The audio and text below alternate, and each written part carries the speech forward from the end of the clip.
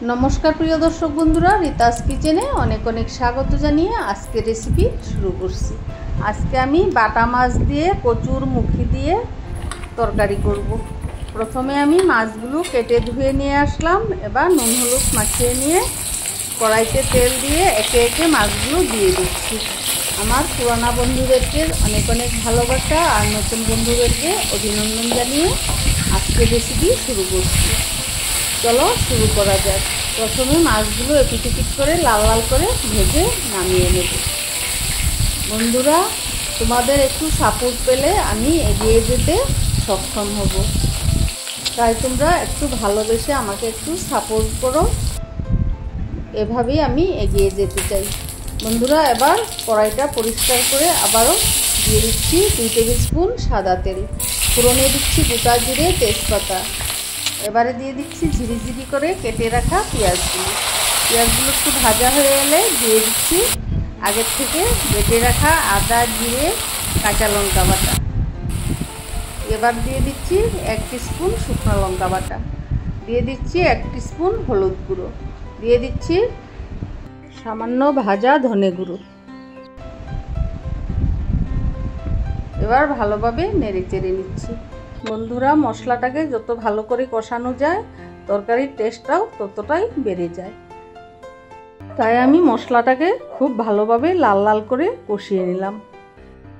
বন্ধুরা, আমরা যতই গুঁড়ো মশলা দিয়ে রান্না করি না কেন বাটা মশলার টেস্টটাই আলাদা হয়, তাই আজকে একটু বেটে নেওয়ার চেষ্টা করলাম। মশলাটাকে ভালোভাবে কষিয়ে নিয়ে একদম লাল লাল করে তারপর দিয়ে দেব আগের থেকে সেদ্ধ করে রাখা কচুর গাঁঠিগুলো। আজই বাজার থেকে নিয়ে এসছে, এগুলোকে আমি সেদ্ধ করে খোসাগুলো ছাড়িয়ে নিয়েছি। তারপর ছিলে নিয়ে মাঝে একটু ফালা ফালা করে কেটে নিয়েছি, কতগুলো আস্তও রেখেছি। বন্ধুরা, আশা করি দেখতে পাচ্ছ কচুর গাঁঠিগুলো কি সুন্দর সেদ্ধ হয়ে গিয়েছে। এবার ভালোভাবে মশলার সাথে কষিয়ে নেব। এই কচুর গাঁঠি দিয়ে তরকারি কি টেস্ট, যারা খেয়েছো তারা তো অবশ্যই জানো। এবারে ভালোভাবে কষানোর পর পরিমাণ মতো জল দিয়ে ঝোলটা দিয়ে ফুটিয়ে নেব 8 থেকে 10 মিনিটের মতো। কচুগুলো আগের থেকেই সেদ্ধ করা, তার জন্য বেশি সময় লাগবে না। আমি এখানে গরম জল দিয়েছি। বন্ধুরা, কচু জানোই তো একটু ভয় থাকে, তার জন্য আমি গরম জল দিয়েছি। এবারে ঝোলটা ফুটে উঠছে। যারা কচু খেতে ভালোবাসো একবার অবশ্যই বাড়িতে বানিয়ে খেয়ে দেখো। দেখতেই পাচ্ছ বন্ধুরা, ঝোলটা টকবক করে ফুটে উঠেছে।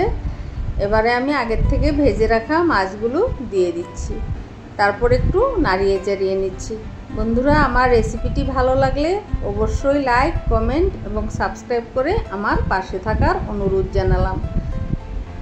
দেখো বন্ধুরা, আমি ঝোলটাকে খুব পাতলাও করিনি খুব ঘনও করিনি। এবারে নামানোর আগে আমি 1 টিস্পুন রাঁধুনি বেটে দিয়ে দিলাম। রাঁধুনিটা দিলে দুর্দান্ত একটি সেন্ট বেরোয়, খেতে অপূর্ব লাগে। এবারে আমি গরম গরম সার্ভ করে নিলাম আজকের রেসিপি। বন্ধুরা, সবাই ভালো থেকো, সুস্থ থেকো, আর আমাকে অনেক অনেক লাইক এবং কমেন্ট করো। ধন্যবাদ।